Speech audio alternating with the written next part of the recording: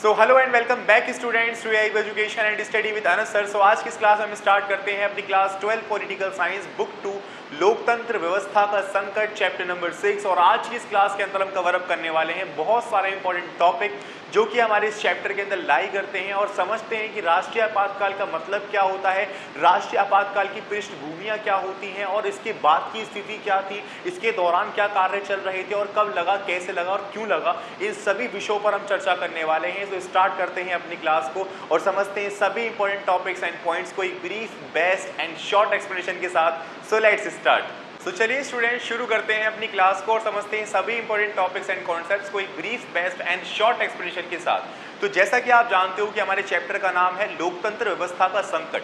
तो लोकतंत्र व्यवस्था का संकट आखिर किस तरीके से उत्पन्न हुआ, इसको समझने से पहले हम जब समझते हैं आपातकाल, क्योंकि इस चैप्टर के अंदर आपको पूरी तरीके से आपातकाल के बारे में समझाया गया है कि आपातकाल कब और कैसे लगा, इसकी क्या क्या पृष्ठभूमियां होती हैं और इसके लगने के बाद क्या कार्य हुए, क्या परिणाम हुए और क्या इसके चलते हुए कार्य हुए थे। तो इन सभी चीजों को पढ़ेंगे, कोई दिक्कत वाली बात नहीं है। अभी हम समझते हैं कि आखिर राष्ट्रीय आपातकाल का मतलब क्या होता है। तो राष्ट्रीय आपातकाल का मतलब आप ये जान लीजिए कि जब कभी भी भारत के अंदर या फिर देश के अंदर, हमारे देश में किसी भी तरीके से बाहरी मसलों पर या आंतरिक मसलों पर किसी भी तरीके से अशांति उत्पन्न होती है, तो उस स्थिति के अंदर पूरे भारत की समस्त शक्तियां केंद्र के पास चली जाती हैं। और जब पूरे भारत की समस्त शक्तियां केंद्र के पास चली जाएं, समस्त मतलब सारी शक्तियां, राज्यों के पास कोई सरकार के पास शक्तियां ही ना रहे, सिर्फ और सिर्फ केंद्र सरकार के पास रहें, तो ये समस्त शक्तियां जब केंद्र के पास चली जाती हैं तो इस स्थिति को हम राष्ट्रीय आपातकाल कहते हैं।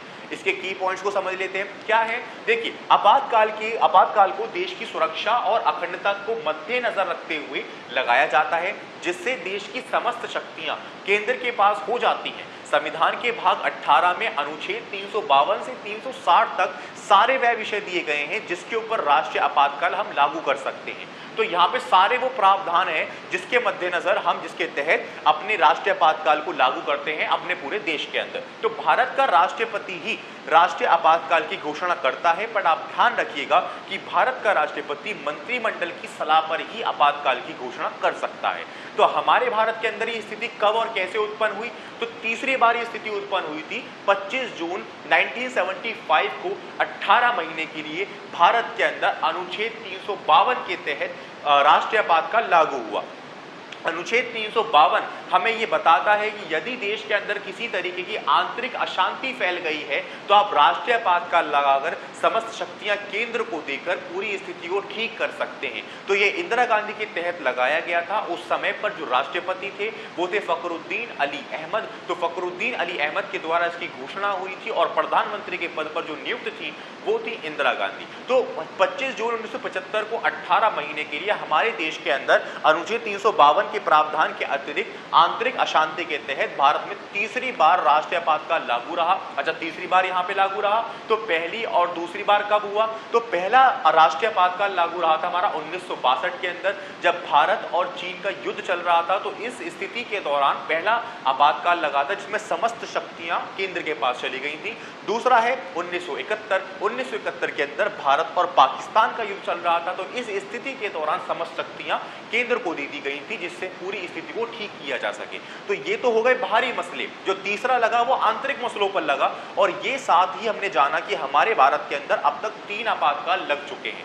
अच्छा, अब हम ये समझते हैं कि तीसरा जो आपातकाल लगा इसकी पृष्ठभूमि क्या है, इसकी बुनियाद क्या है, आखिर क्या जरूरत पड़ी। तो इसके पॉइंट्स को जरा समझते हुए चलते हैं और ये समझते हैं कि आखिर आपातकाल लगाना क्यों जरूरी हो गया था। तो चलिए स्टूडेंट्स, अब हम बात करते हैं आपातकाल की पृष्ठभूमियों के बारे में कि आखिर क्या क्या कारण थे जिसके दौरान आपातकाल की स्थिति उत्पन्न हो चुकी थी हमारे देश के अंदर। ये जो हम बार बार कह रहे हैं कि अनुच्छेद 352 के तहत आंतरिक अशांति के तहत आपातकाल लगाना मजबूरी बन गई थी, वो क्या वजह थी। तो हमारे पास वजह हैं 4, उनमें से हर वजह को हम ब्रीफली पढ़ेंगे। तो पहली वजह हमारे पास आती है आर्थिक कारक। तो यह आर्थिक कारक का मतलब क्या है, इसको समझते हैं। तो गरीबी हटाओ का नारा कुछ खास काम नहीं कर पाया था। इससे पहले हमने जो चैप्टर्स पढ़े हैं आपने देखा था कि कांग्रेस प्रणाली का किस किस तरीके से अंत हुआ। चौथे आम चुनाव में बहुत लगातार तरीके से हार हुई 9 राज्यों के अंदर, और फिर बाद में जाके उसने अपने आप को डेवलप करने के लिए, अपनी सरकार को बनाने के लिए बड़े स्तर पर और 400 पार सीटों पर जाने के लिए उसने कई सारे कार्य किए। उसने गरीबी हटाओ का नारा दिया, जैसे कि इंदिरा गांधी को हम जानते हैं, इंदिरा गांधी ने गरीबी हटाओ का नारा दिया था, और कई सारी सिचुएशन ऐसे की थी, लाइक प्रीवी पर्स हो गया, और कई सारे कानून ऐसे लाए थे जिसके अंदर 10 मानदंड के बारे में हमने समझा था, जिससे क्या था कि उनकी सरकार बन सके आने वाले चुनावों में। और 1971 के चुनाव में ऐसा हुआ भी, उनकी सरकार बन गई, केंद्र में ही बनी, और कई सारे राज्यों में जिसमें उन्होंने हार हासिल करी थी उसमें भी वो सरकार बनाकर ही निकली, है ना। तो इतनी सारी परेशानियों को झेलने के बाद भी क्या हुआ था कि हमारी सरकार बन गई कांग्रेस की। अब मैं इतनी सारी परेशानी क्यों कह रहा हूं, क्योंकि कांग्रेस के अंदर सिंडिकेटों का दबदबा बहुत था। अब सिंडिकेट वो थे जो कांग्रेस के प्रभावशाली नेता हुआ करते थे, और उनका दबदबा जब इंदिरा गांधी पे नहीं चला तो उन्होंने इंदिरा गांधी को ही पार्टी से निष्कासित कर दिया। अब जब इंदिरा गांधी को पार्टी से निष्कासित कर दिया तो इंदिरा गांधी ने अपनी कांग्रेस का ही नाम बदल दिया, उन्होंने नाम दिया कांग्रेस आई थिंक ऑर्गेनाइजेशन, ठीक है। तो नहीं, कांग्रेस रिक्विजिनेस उन्होंने नाम दिया, और कांग्रेस ऑर्गेनाइजेशन जो नाम रह गया वो उनका रह गया, जो कि सिंडिकेट थे। बट यहाँ से जो जिस पार्टी के अंदर जिस पार्ट के अंदर इंदिरा गांधी थी उसी को असली कांग्रेस के नाम से जाना गया, ये आप खास ध्यान रखिएगा। तो ये सब चैप्टर में आप पीछे पढ़कर आ चुके हैं, अगर आप सब बच्चों ने नहीं देखे हैं, अगर आप हमारी वीडियोस पे नए हैं तो आप प्लेलिस्ट का लिंक डिस्क्रिप्शन बॉक्स में भी अवेलेबल है, आप डायरेक्टली चैनल पे भी जा सकते हैं। प्लेलिस्ट स्पेसिफिक वे में क्रिएटेड, चैप्टर्स भी सिस्टमाइजेशन की तरीके से अपलोडेड है, आप डायरेक्टली जाके गो थ्रू होइए और अपनी पढ़ाई को बहुत इफिशियंसी के साथ कीजिए, हर एक कॉन्सेप्ट को समझते हुए। तो यहाँ पर हमने देखा कि इंदिरा गांधी का जो ये गरीबी हटाओ का नारा था ये कुछ खास काम नहीं कर पाया, और बांग्लादेश संकट की वजह से भारतीय अर्थव्यवस्था पर बहुत बड़ा संकट आ गया था। बांग्लादेश संकट मतलब जो हमने 1971 का चुनाव लड़ा था पाकिस्तान से, भारत की वजह से, भारत पाकिस्तान और बांग्लादेश की वजह से, तो ये बांग्लादेश की वजह से ये हुआ था क्योंकि हमें पूर्वी पाकिस्तान को आज़ाद करवाना था इन पाकिस्तान की चुंगल से। तो यहाँ पर इस व्यवस्था को चलते जो बांग्लादेश के लोग थे वो विस्थापन करके भारत में आ गए थे, तो भारत को कई करोड़ लोगों का विस्थापन झेलना पड़ा था, और इसके चलते, युद्ध के चलते भारत की अर्थव्यवस्था काफ़ी खराब हो चुकी थी। तो बांग्लादेश संकट से भारतीय अर्थव्यवस्था पर बहुत बड़ा संकट आ गया था। अमेरिका ने भारत को हर तरीके से सहायता देनी बंद कर दी थी। इंटरनेशनल मार्केट के अंदर तेल की कीमत बढ़ने पर और भी चीज़ों के दामों में भारी बढ़ोतरी आ गई थी। औद्योगिक विकास का दर बहुत कम हो चुका था, और साथ ही साथ शहरी व ग्रामीण क्षेत्रों में बेरोजगारी बहुत बढ़ गई थी। और यहाँ पर मैं आपको बताऊं कि सरकार ने अपने खर्चों को कम करने के लिए, खर्चों की पूर्ति करने के लिए जो सरकारी कर्मचारी थे उनके वेतन को भी रोक दिया था, यानी सरकारी टीचर हो गए, कोई सरकारी अफसर हो गए, उनकी सैलरीज को भी रोक दिया ताकि हम अपने खर्चों को मेंटेन कर सके। तो इस हिसाब की हमारे देश के अंदर आर्थिक व्यवस्था खराब हो चुकी थी, ये आप खास ध्यान रखिएगा। तो यहाँ पर हमारा आर्थिक कारक खत्म हुआ। अब हम बात करेंगे गुजरात और बिहार आंदोलन की, फिर न्यायपालिका के साथ संघर्ष का मतलब क्या है, और फिर रेल हड़ताल की। तो फटाफट से मूव करते हैं गुजरात और बिहार आंदोलन की तरफ कि इसके अंदर क्या क्या टॉपिक ऐसे कंसीडर हैं जिससे आपातकाल की स्थिति और उत्पन्न हो गई थी। तो चलिए स्टूडेंट, अब हम शुरू करते हैं अपनी नेक्स्ट पृष्ठभूमि, जिसके अंदर हम बात करेंगे गुजरात और बिहार आंदोलन। तो गुजरात और बिहार आंदोलन का आखिर किस तरीके से मतलब रहा हमारे देश के आपातकाल की स्थिति को जनरेट करने में, तो इसको समझते हैं। तो गुजरात के छात्रों ने तेल व अन्य आवश्यक वस्तुओं की बढ़ती कीमत को लेकर तथा उच्च पदों पर नियुक्त लोगों के भ्रष्टाचार को लेकर जनवरी 1974 में आंदोलन शुरू किया था। बिहार के छात्रों ने सबसे पहले इस आंदोलन की नींव रखी थी, सबसे पहले आंदोलन उन्होंने ही शुरू किया था। और जयप्रकाश नारायण, जिनको हम जेपी के नाम से भी जानते हैं, इन्होंने इस आंदोलन का नेतृत्व किया। और इन्होंने जो नेतृत्व किया, इन्होंने पहले सभी छात्रों से 2 बातों की स्वीकृति ली। अब वो 2 बातें क्या थी? पहली बात ये थी कि ये आंदोलन अहिंसक होगा, हिंसक नहीं होगा किसी भी तरीके से, ये आंदोलन अहिंसक होगा, और ये केवल और केवल गुजरात और बिहार तक ही सीमित नहीं होगा, ये आंदोलन राष्ट्रीय व्यापी होना चाहिए। इन्होंने पहले इन 2 बातों की स्वीकृति ली इन छात्रों से, फिर उन्होंने इस आंदोलन का सपोर्ट किया और बढ़ चढ़कर इसकी मदद करी। तो जेपी ने भारतीय जनसंघ कांग्रेस ऑर्गेनाइजेशन, जिसके अंदर सिंडिकेट थे, और भारतीय लोक दल, सोशलिस्ट पार्टी, जैसे गैर कांग्रेसी दलों के समर्थन से संसद मोर्चा का नेतृत्व किया। इंदिरा गांधी ने इस आंदोलन को अपने प्रति व्यक्तिगत विरोध से प्रेरित बताया था। तो यहाँ पर हमने क्या देखा था कि जिस तरीके से भारत के अंदर बढ़ती कीमत हो गई थी, आर्थिक संकट के अंदर तेल की वजह से जो और आवश्यक वस्तु थी उनकी कीमतें बढ़ गई थी, और साथ ही साथ जो हमारे सरकारी कर्मचारी थे तो सरकार अपने खर्चों को पूरा करने के लिए उनके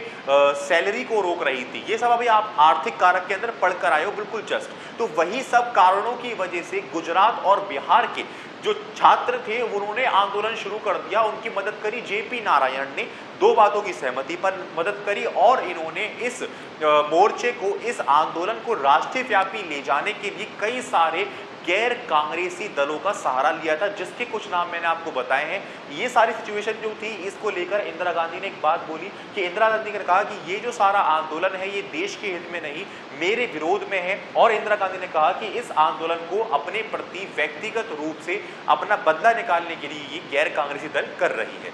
ये हमारा दूसरा कारण था, दूसरी पृष्ठभूमि थी आपातकाल के दौरान। तो चलिए स्टूडेंट्स, हम समझते हैं तीसरी पृष्ठभूमि, जिसका नाम है न्यायपालिका के साथ संघर्ष। तो न्यायपालिका के साथ संघर्ष का आखिर मतलब क्या है ये समझते हैं। तो सरकार के द्वारा मौलिक अधिकारों में कटौती, संपत्ति के अधिकार में काट छांट और नीति निर्देशक सिद्धांतों को मौलिक अधिकारों से ज्यादा शक्ति देने जैसे प्रावधानों को सर्वोच्च न्यायालय ने निरस्त कर दिया था। फिर सरकार ने जे.एम. शेल्ट और के.एस. हेगड़े तथा ए.एन. ग्रॉटर की वरिष्ठता को अनदेखा करा, और इनकी वरिष्ठता को अनदेखा कर ए.एन. रे को सर्वोच्च न्यायालय का मुख्य न्यायाधीश बना दिया। यानी कि सरकार ने अपनी मर्जी से, अपने मन से सर्वोच्च न्यायालय का मुख्य न्यायाधीश बना दिया गया था, जिनकी वरिष्ठता भी नहीं थी, और जिनकी वरिष्ठता थी उनकी वरिष्ठता को अनदेखा रखा गया था। जब ये सिचुएशन हुई भारत के अंदर, यानी कि पहला तो यही था कि जो प्रावधान सरकार ने दिए थे जब उसको निरस्त कर दिया न्यायपालिका ने, उसके बाद जब सर्वोच्च न्यायालय के न्यायाधीश की नियुक्ति का समय आया तो उसमें जो वरिष्ठ न्यायाधीश थे उनकी वरिष्ठता को अनदेखा रखा, और सरकार ने अपने मन से एक मुख्य न्यायाधीश घोषित कर दिया। और जब ये सिचुएशन हुई तो सरकार के इन कार्यों से प्रतिबद्ध न्यायपालिका और प्रतिबद्ध नौकरशाह की बात होने लग गई थी। यानी कि न्यायपालिका और नौकरशाह दोनों ही बेकार है। तो इस तरीके से हमारी तीसरी पृष्ठभूमि थी। अब हम पढ़ते हैं चौथी पृष्ठभूमि, जिसका नाम है रेलवे हड़ताल, और फिर हम समझेंगे कि आपातकाल के दौरान कौन से ऐसे कार्य थे जो किए गए थे। तो चलिए स्टूडेंट्स, अब हम बात करते हैं अपनी चौथी पृष्ठभूमि की, जिसके अंदर हम समझेंगे रेल हड़ताल के बारे में। तो इसमें क्या हुआ था कि जॉर्ज फर्नांडिस के नेतृत्व में बनी राष्ट्रीय समिति ने रेलवे कर्मचारियों के सेवा तथा बोनस की मांग को लेकर 1974 में हड़ताल कर दी थी, और सरकार ने इस हड़ताल को पूर्ण रूप से असंवैधानिक घोषित कर दिया था, और उनकी मांगों को स्वीकार नहीं किया गया था और असंवैधानिक माना था। अब इससे मजदूर, रेलवे कर्मचारियों और व्यापारियों में सरकार के खिलाफ बहुत बड़ा असंतोष पैदा हो गया था। तो ये चार पृष्ठभूमि थी हमारे आपातकाल की, ध्यान दीजिएगा। आर्थिक कारक पढ़ा, गुजरात और बिहार आंदोलन पढ़ा, हमने न्यायपालिका के साथ संघर्ष पढ़ा, और चौथा पढ़ लिया हमने रेल हड़ताल। अब हम ये समझते हैं कि ये जो आपातकाल की जो स्थिति चल रही है, तो इस आपातकाल के दौरान आखिर कौन से कार्य हैं जो किए थे। वो कार्य हमारे पास ये है। पहला आता है 20 सूत्री कार्यक्रम जो निकाले थे इंदिरा गांधी ने, जैसे कि भूमि सुधार हो गया, खेतीहार मजदूरों के लिए लाभ हो गया, और प्रबंध के अंदर मतलब कामगारों की भागीदारी हो गई, बंधुआ मजदूरी की समाप्ति आदि जनता की भलाई के कार्यों में शामिल थे, उन सभी की समाप्ति कर दी गई थी। विरोधियों को निवारक नजरबंदी के तहत बंदी बना लिया गया था। जो गैर कांग्रेसी दल था जो इनके विरोध में खड़ा हुआ था, उस सबको निवारक नजरबंदी के तहत यानी शक की बिना पर उनको उनकी शक की बिना पर उनको बंदी बना लिया गया था और जेल में डाल दिया गया था। और मौखिक आदेश से अखबार और साथ ही साथ जो न्यूज चैनल के दफ्तरों की बिजली काट दी गई थी, और दिल्ली की झुग्गी बस्तियों को हटा दिया गया था, और जबरन तरीके से नसबंदी करवाई गई थी। तो ये आपातकाल के दौरान किए गए कुछ कार्य हैं जो कि अभी हमने पढ़े। तो आज की इस क्लास के अंदर इतना इनफ है। सो होपफुली आपके सारे डाउट्स क्लियर हुए होंगे, कहीं कोई डाउट नहीं बचा होगा, बट फिर भी कहीं कोई छोटा सा भी टॉपिक में कोई डाउट रह गया हो तो आप मुझे कमेंट सेक्शन के अंदर जरूर बताइएगा। हम उसको नेक्स्ट क्लास क्लास के अंदर कवर करने की पूरी कोशिश करेंगे एंड इवन उसी दिन उस डाउट को कंप्लीट करने की मैं पूरी कोशिश करूंगा। कल जो हमारी नेक्स्ट क्लास होगी उसके अंदर हम पढ़ेंगे कि आपातकाल की घोषणा कैसे हुई, आपातकाल के बाद परिणाम क्या हुए और आपातकाल से हमें क्या क्या सबक सीखने को मिला। ये 3 इंपॉर्टेंट टॉपिक बचे हैं, इनको हम कवर अप करेंगे नेक्स्ट क्लास के अंदर। सो मिलते हैं नेक्स्ट क्लास में एक brief, best and short explanation के साथ। Thank you.